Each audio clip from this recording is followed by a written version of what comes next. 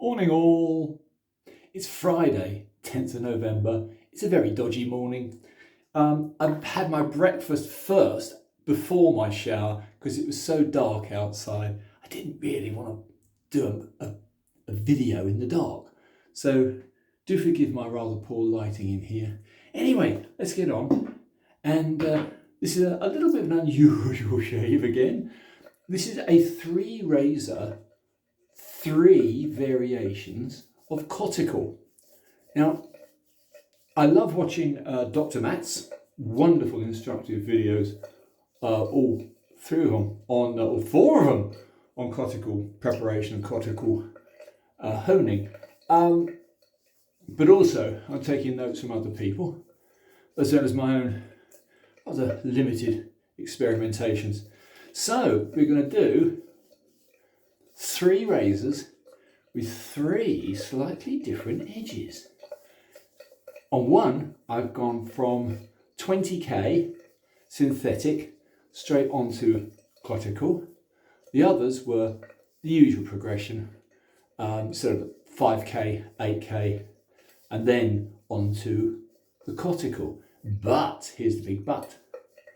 A couple of them I did with a light slurry ending up in water, and one of them I did with no slurry at all from the coticle. Straight onto water. Just water, coticle, rubby, till it sticks. That was rather interesting. The fact you can get your razor to adhere to the stone. When you know the stone's had enough, when you know it's ready to be taken away from the stone, it's when it's sticking hard, at least with coticles. I'm going to use my usual red cello because I've just watched a wonderful video from our good friend in America, Leon. Hi Leon, long haul tanker. Now, Leon has been shaving on the move, hence long haul tanker, for 9 years. And what he doesn't know about shaving technique isn't worth knowing. Anyway, I follow Leon, as you should, chaps, because his talks are absolutely wonderful. Anyway, this is going to be quite fun. I'm quite excited this morning. It's not even rutting season. So yeah, and so many tips you get by tuning in to the various YouTube channels, and of course our wonderful shave groups. One tip is this horrible little brush, which I call the stabby brush. I was advised to soak, which I am doing now, in shampoo, and then later, when it's been soaked, to put a fabric softener onto it, and that might stop the stabbing. If not, I have yet another solution, which is to throw it into the bin. However, you can do that with a cheap brush, you can't do it with a Simpson. I'm learning all the time, as we all do. For instance, top-end Simpson Badger brushes. The Manchurians, according to a very good friend in Nottingham, Gary, are a little bit stabby. Whereas a silver tip, which has been used yesterday by Leon, Mr. Long Haul Tanker, isn't stubby. Anyway, this is a gift actually from Gary some time back. This is a nice 28mm synthetic. You can do with it as you like. It's absolutely gorgeous. Doesn't need any preparation. Doesn't need any aftercare. Doesn't need combing, petting or taking to the vets. So, I think that's going to do. Golden rule, do for goodness sake wash off your fingers. We don't want to do stabby, cut, do we? No. So, that's an absolutely glorious looking brush, 28mm, glorious looking lava. Dry fingers on towel, which I always keep underneath my phone because it has the habit of falling off the window, and I'd rather have it land on my towel. However, right, here comes the razors. Thanks for bearing with me. This is just a shout out to all the wonderful people, not who just bother to watch my occasional videos, but actually all the wonderful people with advice out there. which is why I do straight razor shaving, for the camaraderie. Thanks, chaps. Right, another little point. Here is a Puma case, which being a plasticized wood material, you put all your little notes on the back, what you've done to it. Also, here is another. Here is quite a large, high quality Dorco. And this Dorco, again, as it comes in a late plastic sheath, you can put notes on. And last but not least is a much earlier Dorco 5/8. And this one I have used before, but it had a chippy edge. This is a Dorco Premier. And this one, again, all three have got coticle edges, but all three did it in a different manner. So here's the one which I used last time. This one is a high class 91 Puma. And these are wonderful. Anyway, I mustn't wither on too long. This one was done just 5K, 8K straight to a slurried coticle and gave me an incredibly good shave. As you can hear, it's still doing it. Stropped as normal. I do find that after you've honed or even freshened up the edge of a razor, this is absolutely wonderful. And here's the joke, well, it's not a joke, it's a strange point. Under the microscope, this has got a horrible edge. Listen to it cut.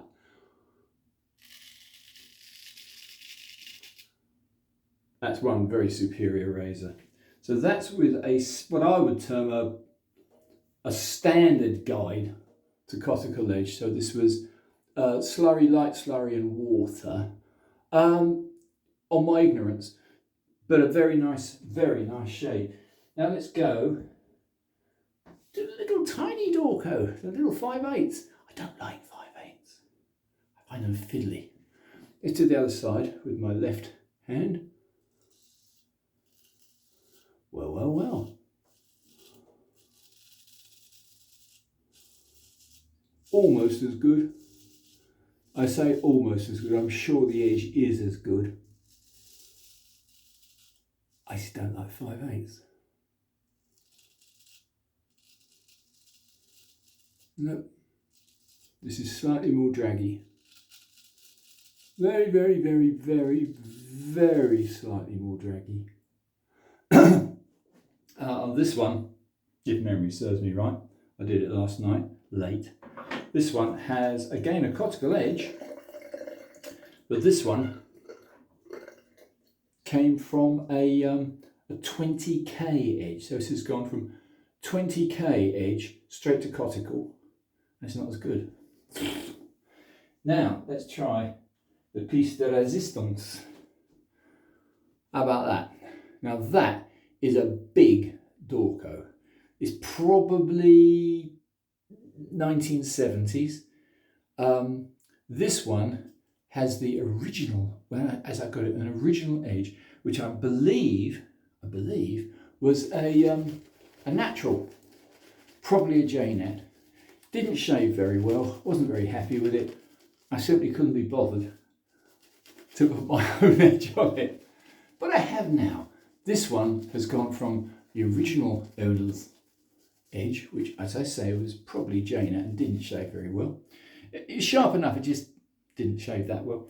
This has now got, straight from his, this went straight onto, I think I'm right in saying, yeah, this went straight onto a slurried J-net and then pure water afterwards until it sticks on the stone.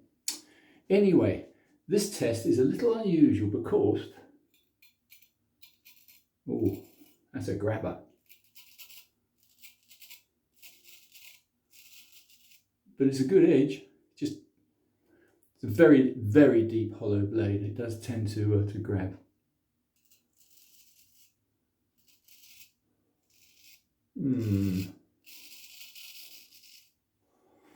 We'll just complete the first pass with this.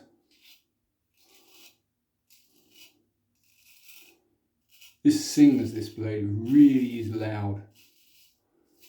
I'm pretty certain it's an 8/8, might be a 7/8.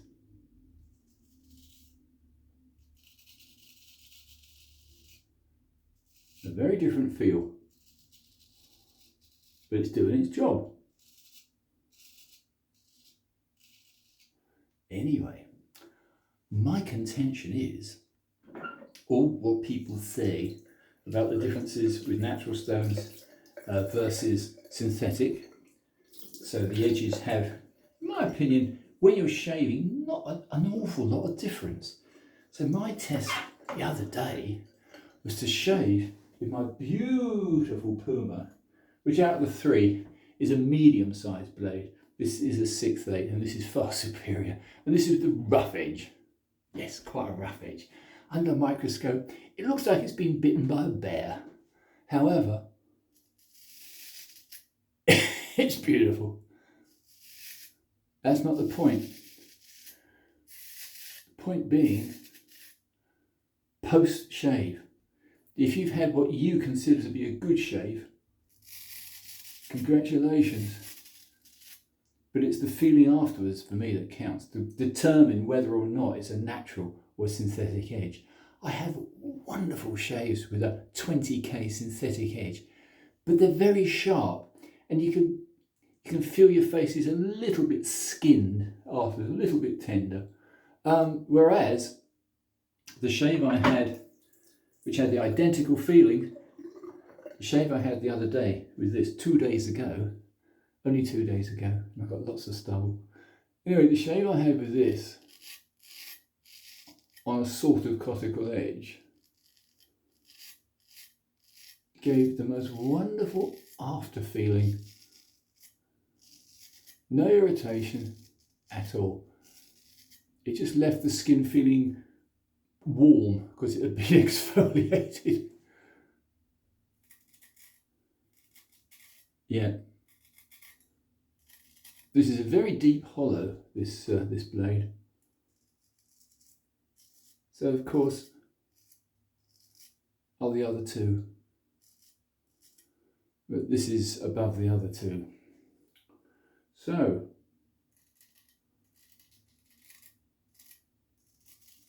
no great conclusions here yet. And this is only my start of my second pass, really. Yeah, the conclusion I make so far is do follow Jax, because Jax does all the clever tricks like keeping your brush hydrated. Although I have to say, the Cella is a wonderful kind lather and a wonderful kind soap. Cheap as chips, but it has almond oil in it, and for me, it does make a difference. You can pay whatever you like for lather, and you often find a lovely recommended one like the Cella, which long haul tanker was using as well.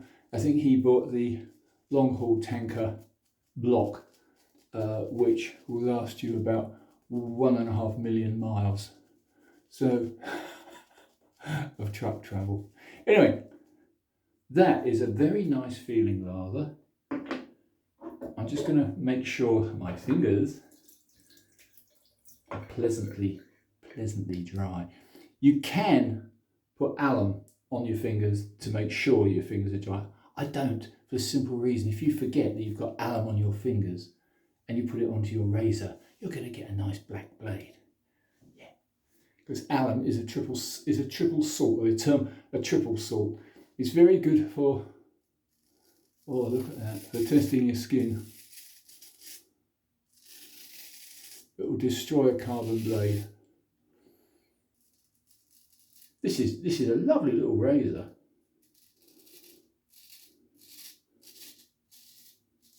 Do you know, I don't really want to use the others now. They've all got modified coticle edges on them.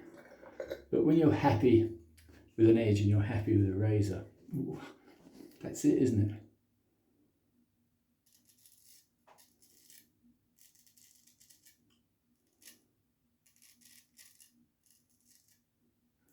little bit too flexible.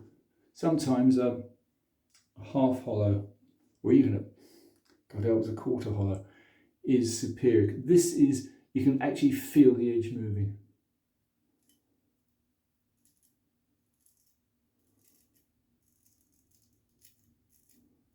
Just slightly, not enough really to shout about, but the flexibility you gain, well, I've found that you gain with a full hollow, deep hollow is great.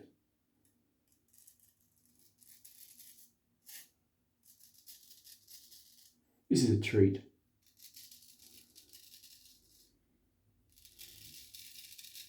So although I only briefly used the other razors, I'm going to concentrate with this one because I like it. I would say this is only part of Martin's shave test. The main part is going to be how I feel afterwards. And at the moment, it's absolutely blissful. So, with my incredibly limited experience on coticles, I would say, yeah, they're good.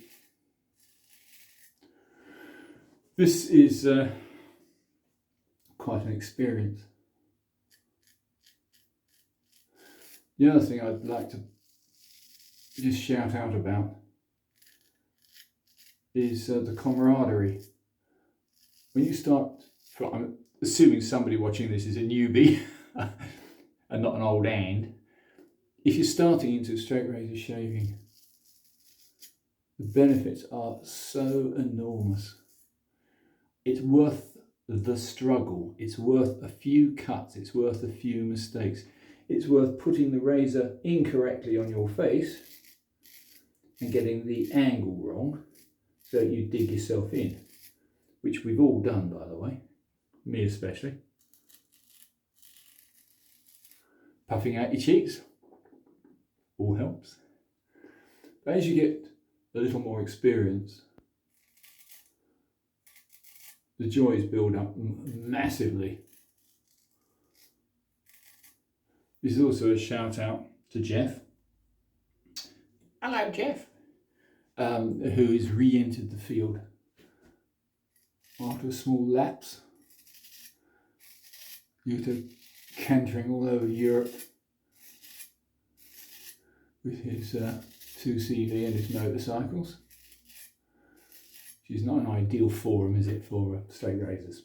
Anyway, he's back in the fold, and he's got an old filly from me, but unfortunately, as he's back straight into it, as we all do, he had a slight touch on the corner of his mouth. It's nothing, it'll go.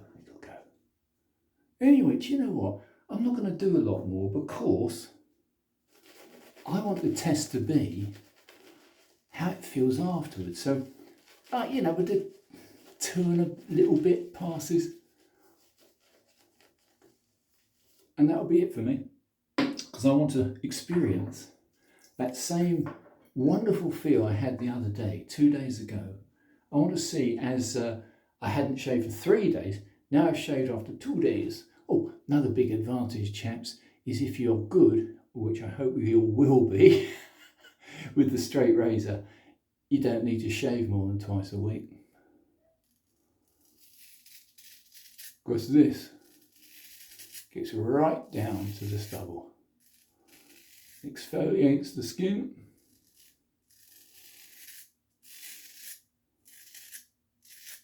and will last you a lifetime. In fact, if you look after a razor, it'll last you your grandchildren's lifetime. This razor has been very, very little used. It's probably mid-1950s. It's German, of course, it's a Puma. And I shall treasure this for the rest of my life. And some lucky devil will get it after me. But by then, the beardy fad that we all had to follow may be over. This is one of the most tricky areas. Underneath the chin, Mapping your stubble. It's still a bugger. Anyway, good Lord, 20 minutes. I do apologise, I'm rabbiting on as usual. I hope this may have been of some interest, especially to any newbies or anybody re-entering the field. Practice makes perfect. I'm still catching stubble, look at that.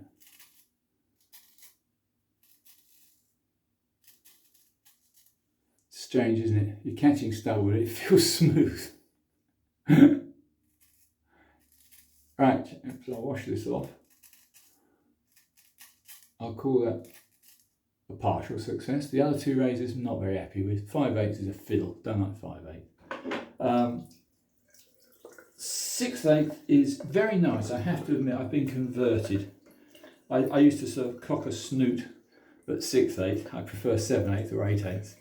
And obviously, I do like my giant razor. I would recommend you don't try a 13/8 until you're confident. Otherwise, you're going to your throat. However, let's just wipe this lot off. So this is a sort of a 2 and a bit pass rushed shave. But I don't want to bore you all to tears. Feels pretty good to me. Let's do the alum block.